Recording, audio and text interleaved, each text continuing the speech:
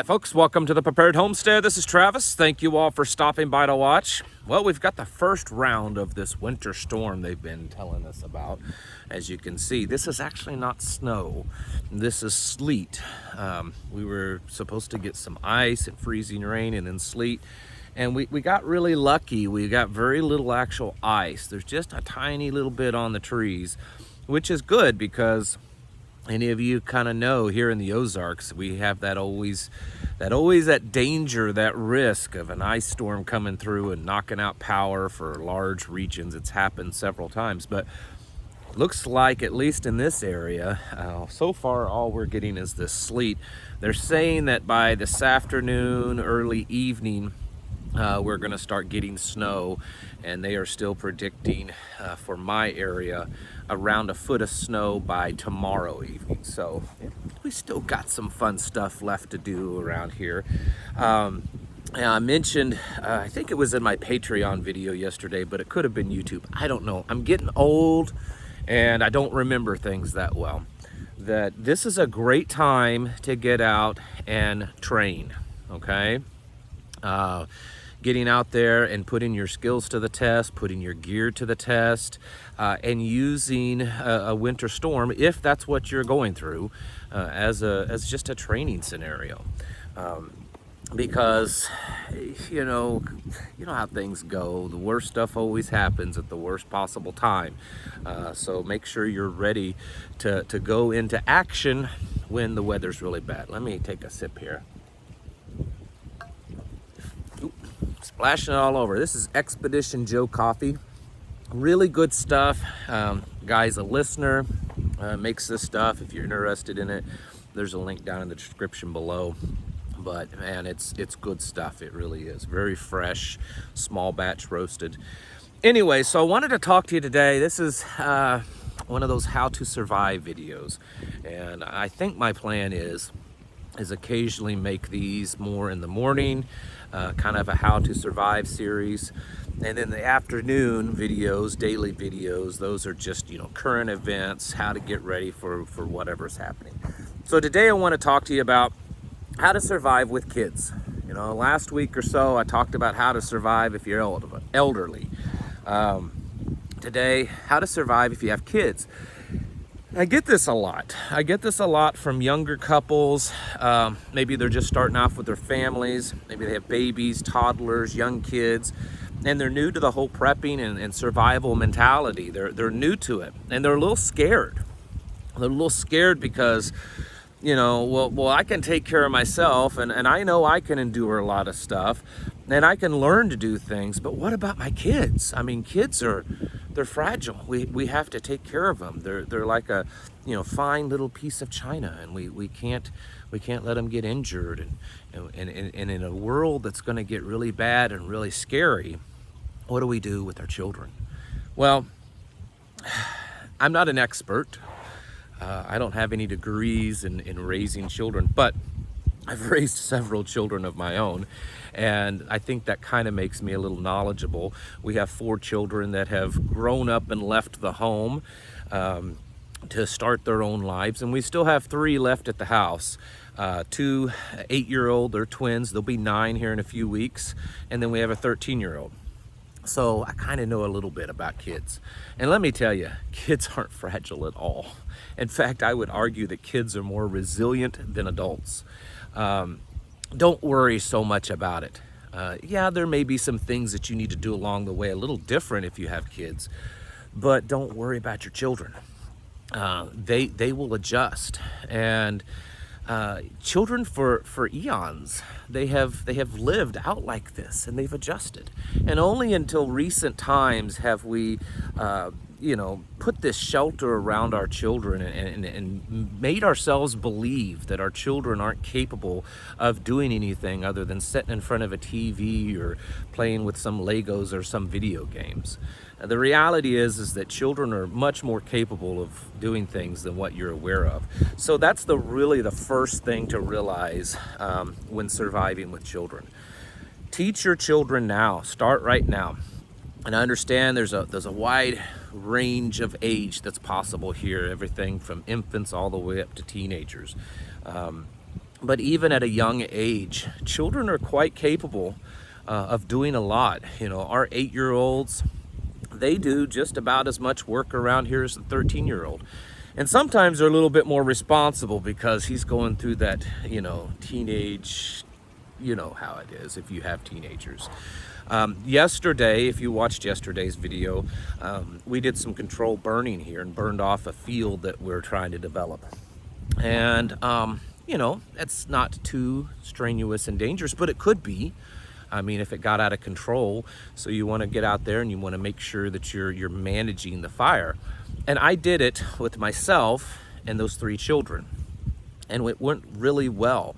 In fact, the 2 8-year-olds, they were just on top of it. I mean, the little girl, our daughter, she was kind of like my lieutenant out here, and she was barking orders. She knew exactly what to do, and they held it together, and they did just fine. And don't be reluctant to give your children the duties that they need to do. You need to start now. You need to be ready for that now. I think it was yesterday another YouTuber, Bear Independent, you all know who that is, did a video. I think it was called something like Crash Now, Be Ahead of the Curve, or Ahead of the Game or something. And that's what you need to do with your children. I'm not here to criticize your parenting skills, but if your children still live a life like a modern American child where they spend most of it in front of a TV screen, a computer, a video game, or a phone, you need to stop that. You need to get them out of that, and you need to start teaching them. Children love this stuff. My kids absolutely love this lifestyle. We don't have video games in our home, and they don't have access to cell phones or even internet unless it's very restricted for homeschooling purposes. And they love it. They absolutely love it. They want to learn how to camp. They want to learn survival skills. They want to learn how to use tools. They want to do it all. And they have their own survival kits, and I would encourage you to allow them to do that and to use them and encourage them and teach them how to do that. When I was a kid, I think I was 5 years old when I was given my first buck knife. Nowadays, people would just be shocked at the thought of giving a 5-year-old a pocket knife. But that's kind of how it used to be. When I was basically old enough to keep the barrel of a gun out of the dirt is when my father took me shooting and taught me how to use a firearm. Nowadays, it's just, no one could imagine doing that. And so the first thing you've got to do when you're surviving with children and prepping with children and preparing for that with children is to break the mold of this modern society that children can't handle these things. They can. In fact, most of the time, a child's fear is based on what they perceive of the parent's fear. So as long as you keep it together, as long as you don't show that fear to the children, they will pretty much follow right along, and you would be amazed at what they're capable of. And they love it. They will open up in ways that you never thought possible because they're not stuck in front of a computer screen or a TV screen. So certainly get your children out and teach them how to do this stuff. They absolutely love it. There's, very few things around here that my kids can't do other than stuff that's just obviously too physically tough for them.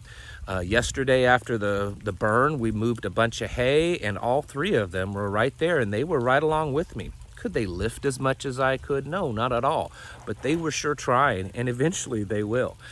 They feed the animals, they move feed around, they move the animals around, they take care of them.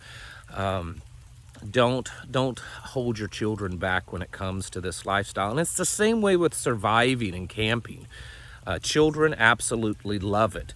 Teach them how to start fires. Teach them first aid, how to put a splint on a broken limb. Teach them how to use a tourniquet. Teach them how to bandage a wound. Teach them how to chop wood and split wood. Teach them how to clean an animal and to shoot it and to completely process it into food. Teach them how to do these things. We go on nature walks around here quite often. It's part of our homeschooling. And we teach the children about plants, and we teach them what they can be used for, and we teach them what's edible and what's not. And I would argue that our kids probably know more about that kind of stuff than the average person on the street. They can walk around here and they can point out quite a few plants all on their own and tell you what you can use them for. And I'm not saying this to brag, folks. I'm not. It's not that my children are unique and special. I mean, they're special to me, but they're no different than your kids. Your kids can do the same. So the first thing is to not hold your kids back and think that they're not capable of surviving. They absolutely are. Now, let's get on to some actual tips. First of all, kids have a lot of energy. And like I just previously said, you need to make them use of that energy and get them active and get them doing things. That they have a lot of energy. They really do. And you need to be prepared for that. And you need to have things for them to do. One of the things that I have argued for years when it comes to prepping, when it comes to survival, especially from a end of the world scenario, an SHTF, is that there actually is going to be some downtime and there's going to be some boredom set in. Adults can handle that a little bit more and they can find things to do with their minds, but children, they struggle a little bit with that. So you need to have some things for children to do. You need to have some games, arts and crafts, a big tub filled with just things to do that don't require electricity or anything kind of technology, because that may not be available in the right SHTF. The other thing is make sure you have plenty of first aid. Children are notorious for hurting themselves. All kinds of bumps and bruises and things that need to be taken care of. Make sure you have plenty of Benadryl on hand. And if you can get them, maybe some EpiPens, because they also have a tendency to have allergic reactions to things more so than adults do. They just may not have quite the immune system or the exposure to different things. So make sure you have plenty of that on hand. Make sure you have a plenty of just over-the-counter medications and herbal treatments for colds and flus and different illnesses like that that are common amongst children.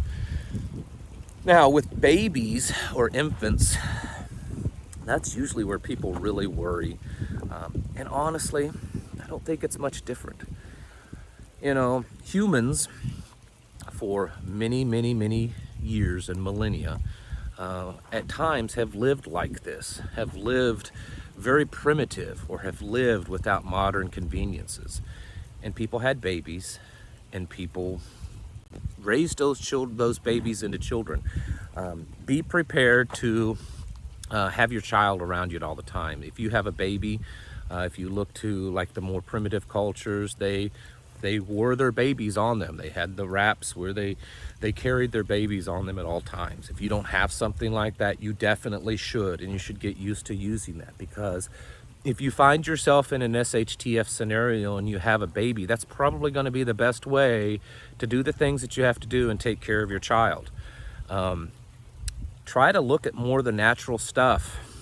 For instance, diapers. I mean, everyone knows with babies, they go through diapers. And if you're not used to using natural kind of cloth diapers and cleaning them, you need to get used to that, because you're not going to be able to run down to the grocery store or to the pharmacy and buy a package of diapers every few days. So you need to do that kind of stuff. You need to just adjust and plan. It's not impossible. It's not really even difficult. It's just an adjustment, and that's all there is to it. Make sure you have plenty of warm clothing. And then along the line of clothing, guess what? Children grow a whole lot faster. And so you need to have some clothing for them as they grow up. You know, if the end of the world SHTF only lasts for a few weeks or a few months, you're okay. But what if the world changes in the way that a lot of us think it could, and it lasts for a very long time? And your child quickly outgrows their clothes. What are you going to do? You can't just run down to the Kmart or the Walmart or the Target and buy them new clothes. So it would be a good idea to, number one, learn how to make clothes. And number two, have some on hand. You don't have to have a bunch of fancy clothes. It's, you know, SHTF, the end of the world. They don't have to have designer clothing. Go down to your thrift stores and start looking. If your child wears a certain size, buy a few outfits in a few sizes larger and have those put away. Shoes and socks are very important with children because they go through them like crazy. My kids, it doesn't matter if I buy them the cheapest shoe you can find or the most expensive shoe. They wear them out quickly. So make sure you have those on hand. You know, that's kind of the real basics. The main thing though is get your children involved. Make it fun. They will love it, I assure you. One last thing that you have to do, and this is, some people may agree and some may not. You also have to talk to your children about not broadcasting this information to everyone.